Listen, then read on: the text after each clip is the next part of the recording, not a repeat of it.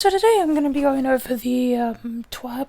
I'm going to assume you've probably already read it or watched someone read it, and just summarize as I go and give my own opinions. So, what's your collab? Armor looks peak, but I'm not buying it. Seasonal artifact, literally the most overpowered seasonal artifact to exist ever.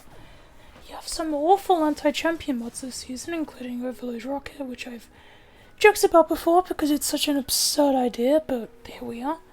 And the rest of the mods focus on Solar and Stasis, with the Solar mods focusing on having permanent Radiant and buffing it, with mods that make it so whilst you're Radiant you scorch enemies with Solar guns like the new Warlock super, making it so you deal more damage to enemies affected by Stasis or Strand debuffs whilst Radiant.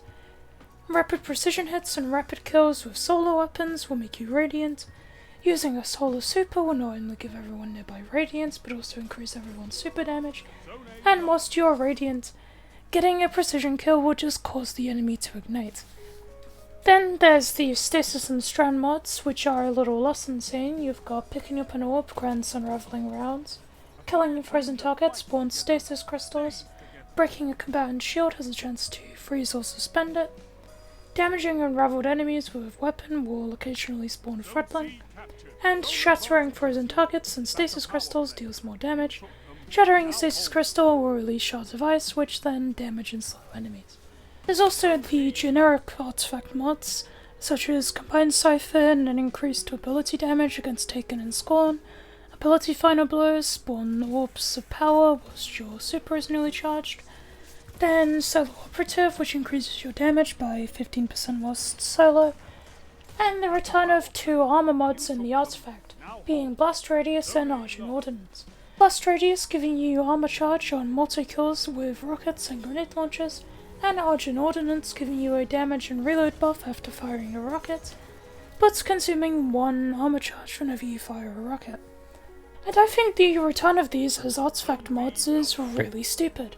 I already dislike the current mod system, a topic for another day, but stripping down to its most basic components and then shoving the only interesting bits into the artifact, and then making players rely on the artifacts to make really interesting builds, is just kind of bad game design to me. Especially since now literally every build in the game basically just uses the same mods over and over. Then they are nerfing ability energy gains from perks and presumably mods. The example I gave is that something that currently grants 10% grenade energy grants 15.2 seconds of cooldown reduction to a lightning grenade, but only grants 6.4 to a fireball grenade. They're now changing it to grant 7.6 seconds of cooldown reduction to a lightning grenade, and still 6.4 to a firebolt. So now it's not granting just a flat percentage of cooldown reduction. It's more like a set amount tuned to each ability, which isn't really a bad change and is probably just enough on its own to take down ability usage a decent amount, as a lot of it relies on using mods and perks to get your abilities back very quickly. Then for some reason they then decide to nerf all of the ability energy mods. Kickstarts now grant 16 to 45% ability energy. Momentum transfer, bolstering detonation, impact induction, and focusing strike are now 3 tiers and grant 12, 17, and 20% to each tier. Outreach and Bomber are also put into 3 tiers and give the same amount of energy, whilst Distribution will only grant 4, 6, and 7% ability energy with less energy provided based on the cooldown of a class ability, with the shortest cooldowns reducing it by a further 60%. And I think that's just a little bit too far all at once. I don't want the game to be an ability spam fest, but if we're already massively reducing how much energy we gain down to basically half as much on the highest cooldown abilities, I feel as if these changes are just not needed at all and just disincentivize being inventive with the armor mod system to an even further extent. They also put a 10-second cooldown on heavy-handed firepower and Reaper, which I also think is a little far and practically forces you to rely on whatever gimmicky artifact mods exist, just to force you to use it more. I can understand Reaper's secondary change, being that you have to kill something within 10 seconds of using a class ability, but it really wasn't necessary for grenades and melees to have throttled orb gen. I could see the argument for something like a 3 to 5 second cooldown on heavy-handed, as melees are very easy to spam, but grenades can literally make 1 orb per grenade, and there aren't many ways to get a grenade spam anymore, besides sun braces, which was nerfed already from the lessened ability energy gains and mods getting nerfed. So to me, at least, the mod section feels completely unnecessary and instead disincentivizes actually using the mod system in place of forcing seasonal gimmicks on us, with the stats fact which I dislike and is again a topic for another video. I also like the little bit at the bottom where they're like, we believe these changes will help return some meaningful choice to both ability users and the armor chart system, whilst actively not doing that. But I may be wrong, we'll just have to see in the game next Tuesday. Next up, Woven Mail got nerfed again, down to 45%, which is actually pretty good. Restoration also got a slight nerf, which on its own is pretty good. And Devour also got a nerf, now only healing 100 HP instead of just giving you max health.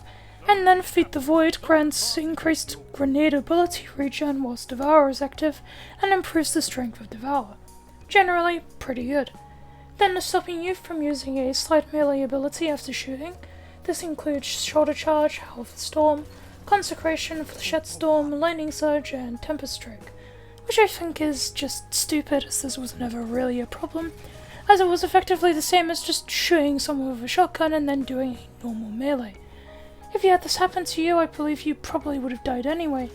The issue with Shoulder Charge is how easy it is to use, for how much it does, about 150 damage plus a subclass effect like Blind or Suppression on the easiest to use melee in the game on subclasses that already are insanely stacked is the problem with Shoulder Charge.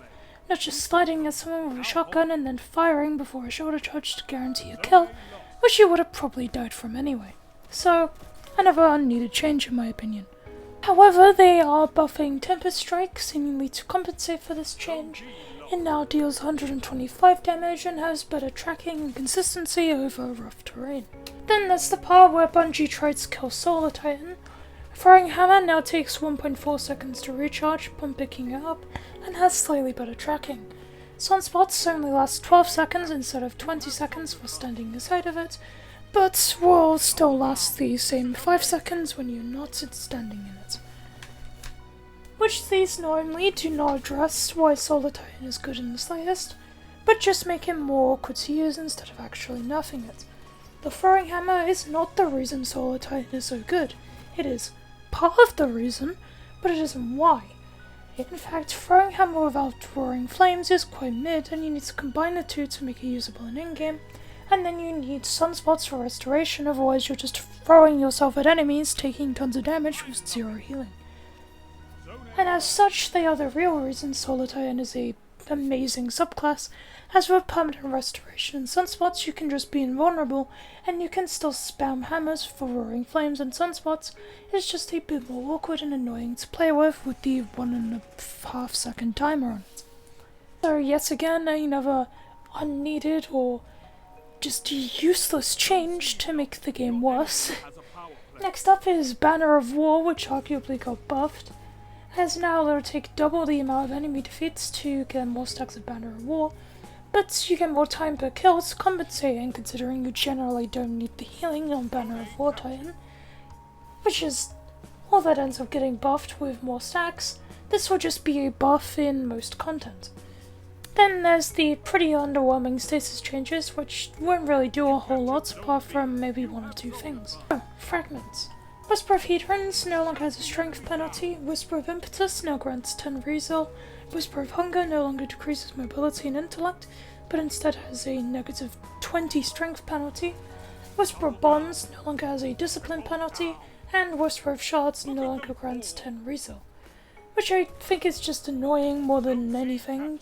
I don't think anyone thought Whisper of Shards was an issue in the slightest, and now I have to go redo all my stasis builds, so that's just great. On Hunter, Withering Blade's projectile speed and projectile lifetime was increased by 10%. The tracking is better and it can now bounce 3 times. Winter Shroud, the aspect that slows enemies when dodging, now in PvE only, does 60 slow, has double the slow duration 8 seconds, and now makes a 9 meter circle instead of 8. Stasis Titan is arguably the most impactful. The melee will now slow players on hits, which will be annoying to play against once people realise how good Stasis Titan actually is. And Glacial Quake will now freeze players on cast, but only in a 6 meter radius, which probably won't happen much considering how weak that super is. Howl of the Storm is also fixed and will now consistently freeze enemies when getting hit with the stasis crystals. On Warlock, Frost Pulse has been made better against fast targets, alongside the freeze going slightly further at 8.5 meters instead of 8. Penumbral Blast is slightly easier to use as the freezing detonation size is now 2 meters instead of 1.5. Glacier Grenade's cooldown is now 121 seconds instead of 152, and Bleak Witch's cooldown has been changed accordingly on all grenades to match Glacier's. Snap Grenade was also buffed. The Seeker will now always go in the direction the projectile was thrown. The alarming shape size, which I can only assume is the area it tries to find an enemy in, is now 1.4 meters instead of 1.9, and the tracking strength now ramps down over the grenade's lifetime instead of just disappearing after it's been alive for half a second. And finally, specials will also deal a bit more damage to frozen targets at 10% instead of 5%. Nothing is really that special. Again, Titan melee will be annoying to play against, but that would be about it really. They did however say that they'll be adding more to Stasis later, likely in the mid-season patch, including a new keyword being Frost Armor, presumably that Stasis overshield you get when picking up shards with that one fragment on. Extra tuning and reworks to the existing fragments, and additional stuff to the harvest aspects will be added as well. And the rest of the twab is about exotics, so I'll get to them in a second. But for now, this twab is basically just a mix of changes that either don't do anything or are unneeded in general, and a few good ones. Stasis stuff, healing, woven mail, lowered cooldown reduction, but the exotic changes are pretty good. I just don't like everything else in there, as they don't even try to address the actual problem with things, honestly. Apart from maybe the ability mods, although I do still think that's just too much. I can say the hype for next season is practically non-existent for me, as 7 months with this sandbox and last week's PvP changes does not really sound fun or enjoyable in any way. There was also a Well and Bubble cooldown nerf, which will only really affect PvP, and I'm glad exists. However, they did mention there would be a suite of changes to Well and Bubble due to how similar they are. Although we don't really need a suite of changes to make Well and Bubble work in their current design. What you need to do is just remove Well's damage buff, make Wells easier to destroy, maybe also have it so you're not completely invulnerable in them, as well as just making Bubble and Well easier to kill in PvP, and that's literally it. Anyway, I'll end this off with something I do think is mostly good, being the exotic changes. Oh, Hunters! Storm Piece is back. You no longer need to have your dodge to get the movement bonus, and it no longer gives a jump boost, instead giving you damage resistance against combatants whilst airborne, what they should have just done originally. Shards of Galanor now grants super energy running between 2.5 and 5% when getting throwing knife kills, depending on what enemy type you kill. Phidias Spave now grants a stacking bonus to throwing knives whenever you get melee kills, which stacks up to 3, giving 30, 60 and 100% with each stack, and dodging will refresh the bonus duration. Mechanist Trick Sleeves, the sidearm damage bonus will now persist for 5 seconds after your shots begin to recharge. Sidearm kills will extend the damage bonus duration by 3 seconds and completely reload your sidearm. And to compensate for the increased duration, the damage bonus is now only 10% in PvP. Bombardiers now applies 20 slow stacks to enemy players and 40 slow stacks to combatants with stasis on. Titan Vice now gives 100% glaive melee damage in both PvE and PvP, instead of the 30% in PvE and 10% in PvP. Celestial Nighthawk. Precision kills now grants 1.5 to 4.5% super energy depending on the type of target killed. And that's it for Hunters. On Titan, Severance Enclosure, the explosion is bigger and deals more damage, then kills of the explosion will then trigger another explosion. Peregrine Greaves now requires you to be in the air for a brief time, likely 2 to 3 seconds before it will apply, And then damaging champions, tormentors or mini-bosses, basically anything with a yellow health bar, will deal more shoulder charge damage and give melee energy. On God Caress, it has been completely reworked. The buff is now a meter that increases with melee kills and finishes, which then decays over time. The meter is broken up into 5 stacks, which provide escalating melee and glaive damage bonuses, and the upper end of the meter grants a escalating weapon damage bonus.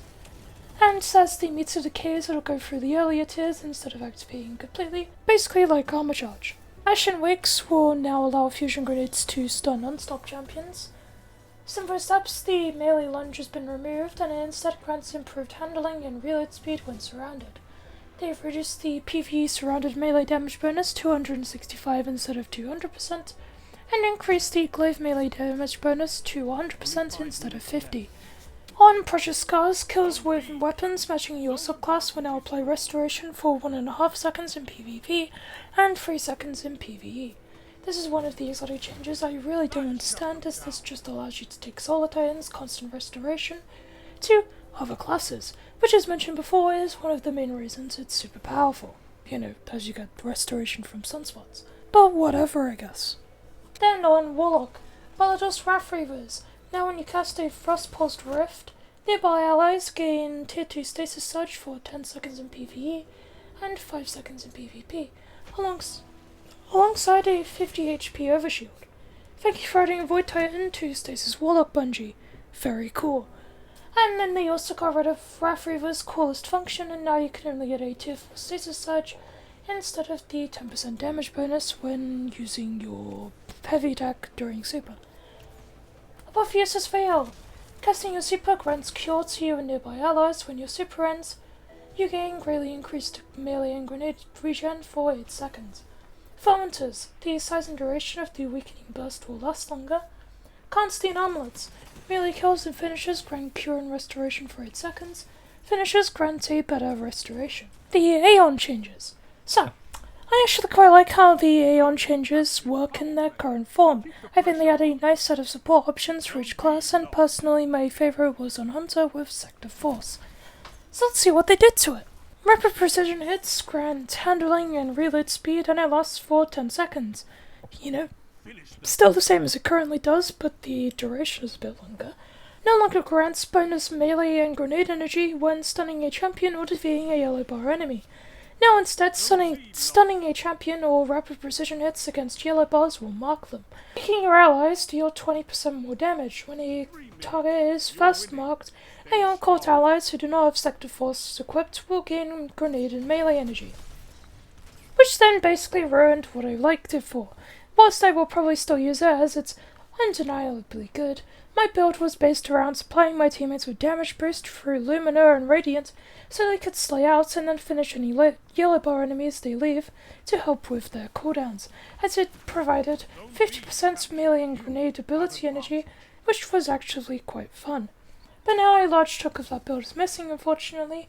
Yet again another thing that didn't need changing, and Sective Insight could have arguably used that, so we could actually have a place in the game instead of being largely redundant due to Zenithaf being a objectively better option. By the way, they also nerfed Insight, as because Force has this damage buff now, they removed it from Insight, and Aeon Core members now instead gain super energy. They also reworked Sector Vigor. Now provides damage resistance against combatants when an ally dies or is resurrected in addition to class ability energy. When you activate your super, nearby allies no longer gain a healing burst or an overshield, but instead critically wounded allies gain damage resist from combatants near you, and Aeon Core members will have increased class ability regen. They're also launching the Fireteam Finder next season as a beta, with a raid stress test on November 5 from 9 AM PST to 5 PM PST. Then the full release is targeted to be in January. This is basically so they can test it, they'll actually work in the game with the most amount of people possible, and I think it's a good idea. If you want to read this article or the twab because you haven't read it yet, that'll be in the description. And that's all I really got to say. Overall, a pretty mid-twab. Next video will probably be Yoram's Claw or Destiny 3, it's still not decided yet. Like, sub, comment, and adios.